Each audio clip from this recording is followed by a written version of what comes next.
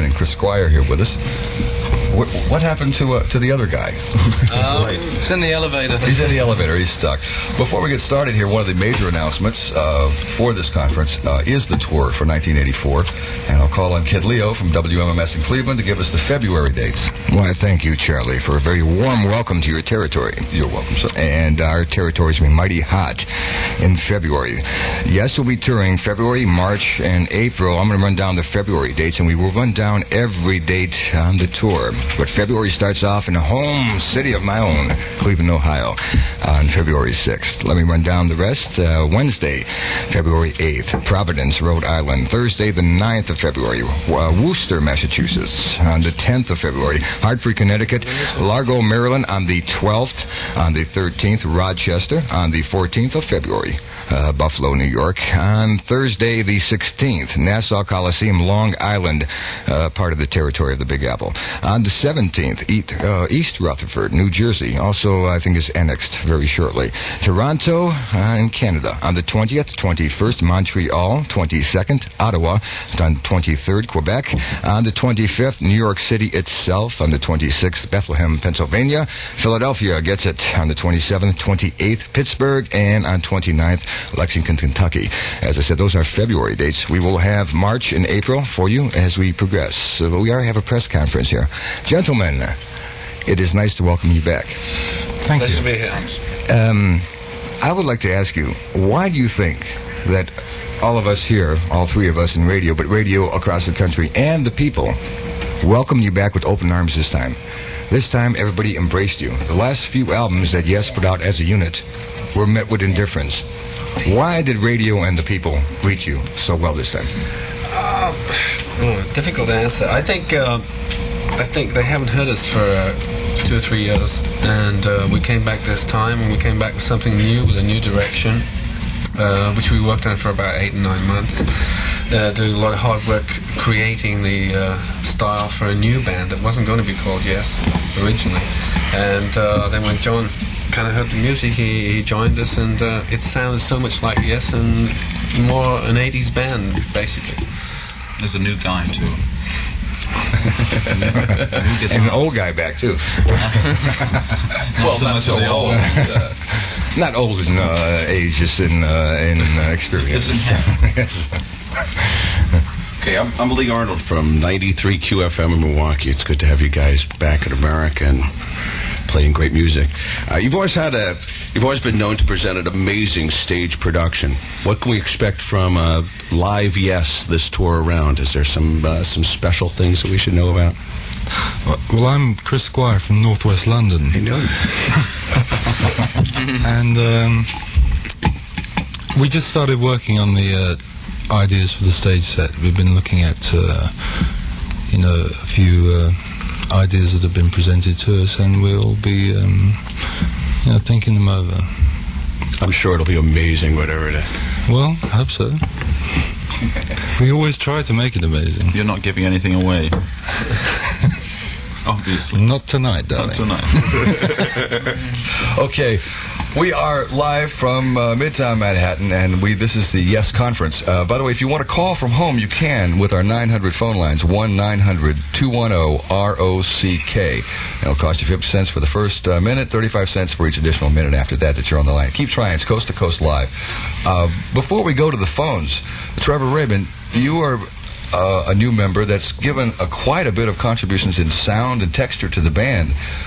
How does it feel to be a member of a legendary group like this? Well, it's quite refreshing. I haven't been with a band for 28 years now, so it's great playing with Chris, Alan, Tony, and John. It's new and it's exciting. You had a lot to do with the songwriting as well, correct? Mm-hmm. Yeah. Did you do collaborations with other members of the band or write your own pieces? we rehearsed for about 8 months, so there was a lot of material that I had before we started rehearsing, so it was material to draw from, and we just worked on it, and so a lot of it was used. And you're very happy with the way everything came out? Very happy, yeah. All right, let's go to the telephones now. We have KZAP in Sacramento, California. We have Roxy. Roxy, you there? Hello, I'm here. Do you have a question for anyone in particular? No, just whole band. I'm kind of wondering if you guys happen to be heading up here to like Northern California or just like the Bay Area or anywhere close by where I could go check you guys out. Yeah, we'll be doing San Francisco. When? Darling, we're keeping you in suspense here. We're going to announce the dates later. Keep on listening. Actually, San Francisco is on the 30th of March. Oh, you gave it away. I gave it away. We'll give you some more tour dates up there, okay? Do you have any musical questions? How about... No, that's okay. Just get on with your show, and thanks a lot. All right, thank you very much. Have a nice night. All right, bye-bye. Bye. Now let's go to KQRS in Minneapolis. We have Joel on the line. You there with us, Joel? Yeah. All right, there. You have any questions? Yeah, I'm from Robbinsdale Armstrong High School, and everybody there likes you. And I was just wondering, Chris Squire, are you going to be playing the Fish in concert again?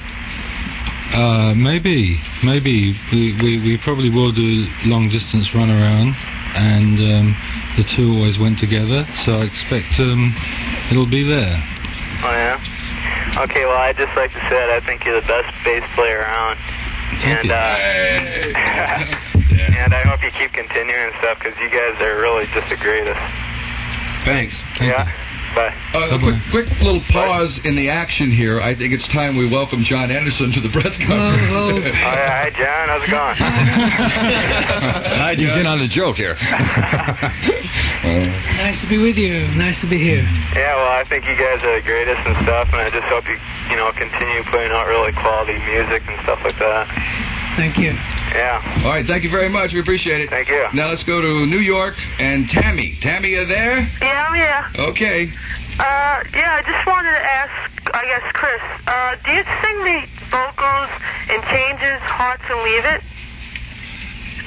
I sing on all of them in some sense, in mainly harmonies in those tracks, I think. Well, I'm talking about, like in Leave It, when they say one down, one to go at the beginning. You want to know who that is? Yeah. This is Trevor. That is Trevor. I like your voice, Trevor. I like his voice too. Oh, thanks. So do I. And, John, I just want to say I saw you at the Palladium 2 years ago, and I thought you were great. You put on a really good show. Thank you so much. Thank you. And I was just curious. I saw the whole audience get up and turn around. I was wondering if your wife was in the audience there. Yeah, she was there. She's here tonight and enjoying the whole evening. It's really good. Okay. And I just was curious. What do you guys think of like Asia's music on the whole? Asia? Yeah. Did you see them on MTV? Yeah, I saw them. They were good, weren't they? Good show. Yeah, I saw them. I saw them also at Forest Hills this past August. And I thought they put on a good show, I was glad Steve still had put the clap in there, and that's really what I enjoyed the most, So, that's about it, really. Well, that's very good. Okay, thank you very much. All right, thanks a lot. We are live, absolutely, definitely, positively live from Midtown Manhattan. We have Yes, and we are having a conference about their new tour and about the group and everything that's going on now. Let's have a song here, and then we'll be back with some more questions and talk to you a little later on.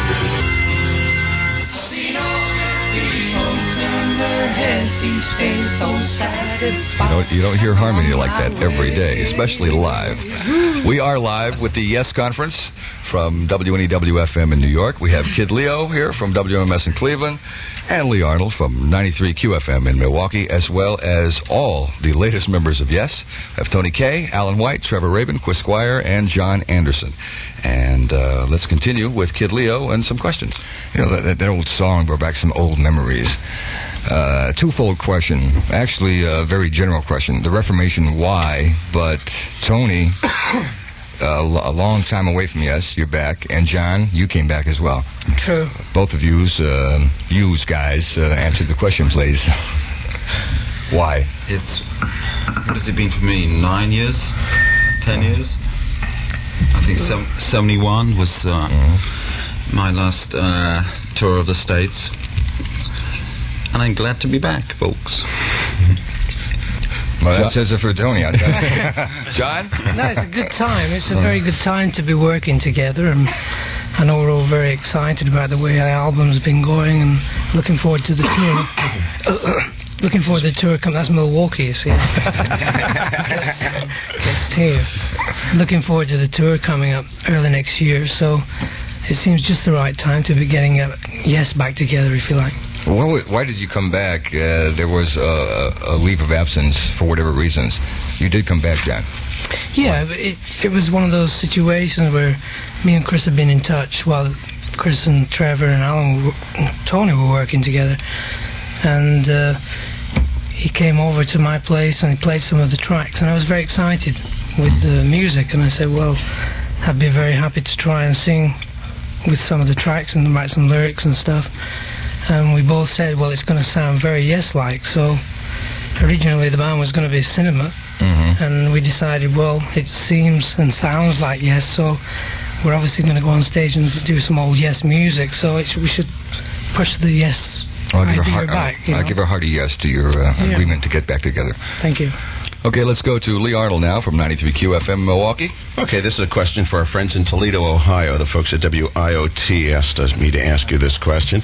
And folks in Toledo are interested in the song Our Song. The first verse says, Toledo is just another stop along the King's Highway. And they want to know, does that mean Toledo, Ohio, or is there another Toledo in your lives? There's lots of Toledos. In Canada, it's the Queen's Highway.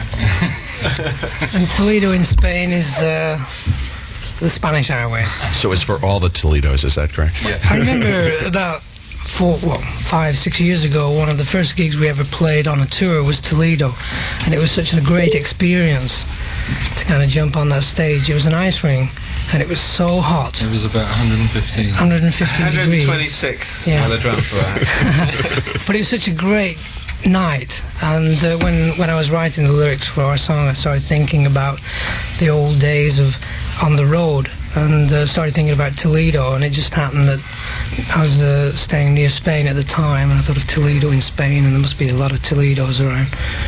So that's why this part of our song, it just seemed an appropriate thing, to put Toledo as a kind of banner for the song itself. Okay, let's go to the telephones now and take some questions. This one from a listener listening to The Loop, living in Lowell, Indiana.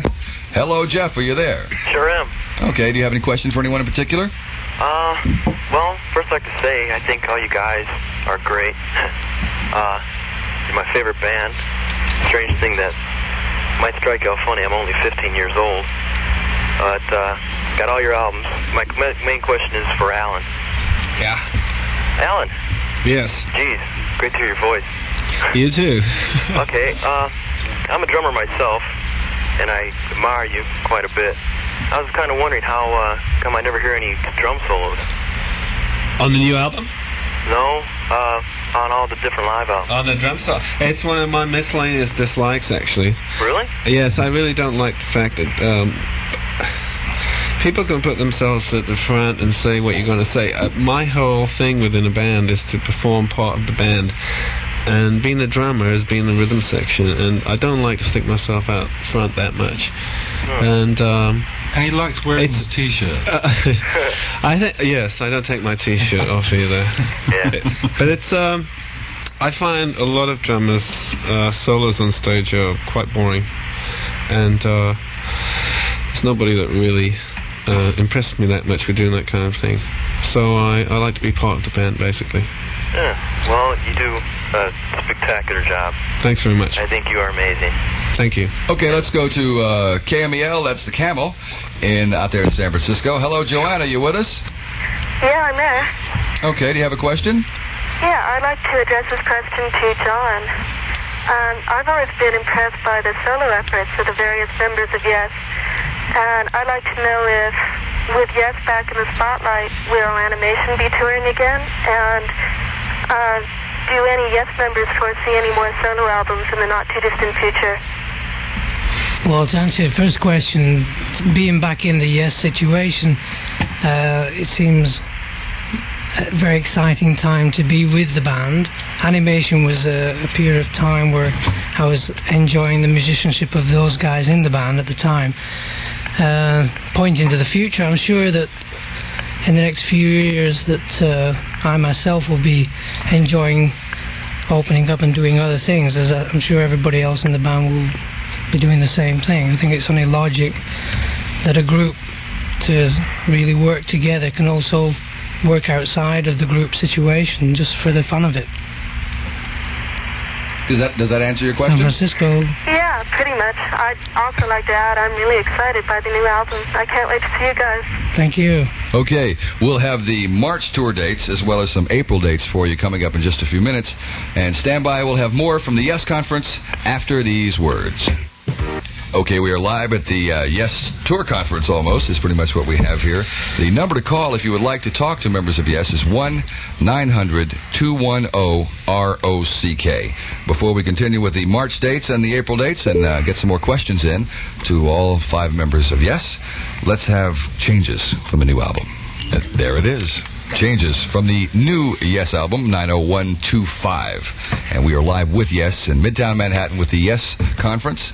My name is Charlie Kendall. We have with us tonight Tony Kaye, Alan White, Trevor Rabin, Chris Squire, and John Anderson, as well as, what's your name again? Kid Leo from WMS in Cleveland. And now, with the tour dates for March, here's Lee Arnold. Okay, on Friday, March the 2nd, Columbus, Ohio. You folks in Toledo, Saturday, March the 3rd. Sunday, March the 4th, Detroit, Michigan. Monday, March the 5th, Kalamazoo, Michigan. Couple dates in Chicago, Thursday and Friday, March 8th and 9th. You folks in Milwaukee, Saturday, the 10th of March, QFM and Stardate will be happy to welcome Yes to the arena. Sunday, the 11th of March, St. Louis, Missouri. The 12th of March, Kansas City, Missouri. The 14th of March, it's a Wednesday, Norman, Oklahoma. Then Thursday, the 15th of March, Dallas, Texas. The 16th of March, Friday, that's Houston, Texas. Boy, a lot of dates in March. Got a Delft? You guys are going to be in major pain. We didn't know about this. 17th, it's a Saturday, Austin, Texas. The 20th, Denver, Colorado. Wednesday, the 21st, Albuquerque, New Mexico. Thursday, the 22nd, Phoenix, Arizona. Saturday, the 24th, Salt Lake City, Utah.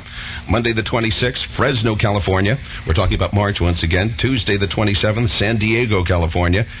Big date in L.A. on the 28th. That's a Wednesday. San Francisco on the 30th. And Saturday, the 31st, Reno, Nevada. A lot of dates. You guys are going to... A lot of work. Phew. Tell me, does it feel better this time around? You guys seem looser, and it seems to feel real good. You have a lot of smiles on your face. Does it feel real good this time around? What's going on? We haven't started the tour yet. They're not on the road yet. That's when the fun begins. Yeah, check us out in April, and thought a lot about the additional ideas, how we were going to overdub things, and try to keep everything, with a lot of space in it without it sounding too kind of like a wall of sound. So there was, that air within the music, and a lot of effort was put into trying to concentrate on making it simpler as well. From in the past we've done a lot of very busy kind of tracks, and on this album, there's a lot of much more, if you like, feel in the playing, and a lot more kind of openness generally. Moves forward really good too. I mean, there's a lot of forward movement in all of the songs. It's a marvelous album. Kid Leo from MMS in Cleveland. Your music we all love, and everybody out there in radio land loves it too. But I want to talk about album covers right now. Now, this album cover is simplistic in looks, but intricate in design. It was done by computer graphics. After the album covers in the past, which were all art works, so to speak, why did you do this at this point? We're all into binary code. I'm telling you, this computer generation is beyond me. No, I think we needed a change. From the artwork of the 70s, where we'd had a successful time with Roger Dean, and we did a couple of album covers with Hypnosis that were along similar lines to Roger's kind of feel. This time we needed to have a young designer, Gary Moet, who did it from Assorted Images in England, and his main effort, I think, in the simplicity of this design, he put into the actual strength and the quality of the colours, And I'm very glad that Atlantic Records have actually maintained the standard. Do you realize in the print? Do you realize that people actually do talk about Yes's album covers as much? Not as much, but in times like their music, the covers seem to be as important as the music sometimes. And generally makes a statement as well about the band. I mean, there's something I know, John, you were very heavy into microbiotics and et cetera, macro. Do you want to talk about that at all? Binary. No, I'm just a small guy. No, the Roger Deanisms are very important to Yes, to try and give it a sense of purpose in an art form. And like I reiterate what Chris said, that the new album sleeve, the actual stamp of a definite design is something that will probably carry through for the next 2 or 3 albums. I think that to come up with a very simple but effective design is exactly what it's all about. That's when, if you look at the first Yes album, all it said was yes, and it was a kind of speech of yes, and here we are again. Are they important to you, album covers? Is it really important? Oh, absolutely. Or not? Yeah, I believe so. Yeah, as important as the music. I mean, I think also it's a deterrent for the music industry against home taping, if you like, because if people can buy a package that they're proud to own as part of their collection and it looks good visually, then people will want to own that record in that cover, more than they will, one guy buys it and 10 friends tape it. Okay, let's go to the telephone now, and we'll go to my old stomping grounds, to WISP in Philadelphia. Sue, are you there? I sure am. Do you have a question? Yeah. First of all, it sounds like you guys are having a real good time over there. Oh, yeah, I'll have a wonderful time. That's good. Okay, this is directed mainly toward John. A lot of people tell me that they can't get into Yes mainly because the lyrics are so metaphysical and they don't understand them. And I tell them because you have to be a Yes fan to understand these words, I was wondering what kind of frame of mind you get yourself into when you write songs like Close to the Edge, To Be Over, Starship Trooper, things like that. It's a hard question. Thanks, sir. When I started writing lyrics in the early 70s, I was very free form with the lyrics, and because I was reading a lot of mystical books around the time of Close to the Edge, I just sit down after quite a long time of thinking about writing, and then all of a sudden it just came out, and I just couldn't stop the flow of writing the way I was writing. So I just continued to do that in the hope that I enjoyed it and maybe somebody else would. And I sure enjoyed it. That's good. That's okay, good. and I also wanted to know if A Venture is about your father. Is that about someone that you knew? It sounded more like a story than something that you just made up. Again, it was it was something that I just made up on the spot, but there were definitely some deep kind of family feelings in there that you've got to leave your family and venture into whatever things come to you, and that's I think that was the main essence of that track. So that's there you great. go. Thank you. You've made my year by getting that together. Thank you very much. Great. Thank you. Thank you very much. All right, thank you very much for calling. It's amazing that Yes fans have they have an attentiveness that most rock bands, if generalizing again, rock bands don't have. I mean, your fans are incredibly loyal. They know everything you do. They know all your covers, all the numbers, and they know all the words, and it's amazing. It's probably rubs off on the way that we are. That we are very attentive to what we're doing, musically and lyrically and whatever. I think during the 70s we were very committed. And it's good that we've maybe drawn those people to us in concert, because we have then got back from them. That attention to detail has definitely paid off. Let's go down to Atlanta. WKLS listener, Chris. Hello, Chris. Are you with us? Yeah. Ah, you have a question? Yeah, I was just wondering. First, I'd like to say, you guys are really great. And then I was also, I listened to a lot of your lyrics, and I guess I'm attentive too, But I was wondering, what kind of literature do you guys read, and what influences your works so you write the lyrics the way you do? Well, Okay, Tony, what do you read? Playboy.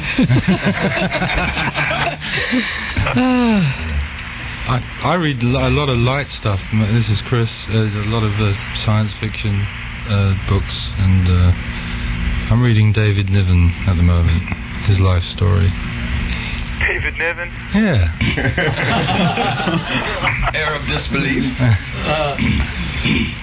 You have any other questions? No, I've been reading Run Paul of the Bailey. It's all about an English barrister and the kind of things he gets involved with the criminal and the law, and it's a beautifully written series of books that can give you a laugh every page. You know, it's a lot of fun. I think that everything eventually comes out in your the work you do lyrically. It doesn't come instantly. You're not going to read a book and then next week you're going to write about it. It comes maybe a few months later, maybe a year later. I know, Trev, what do you think? Me, Trev. Come on, Trevor. Owner of a Lonely Heart, come on. I read the LA Times. I swore he was the racing one.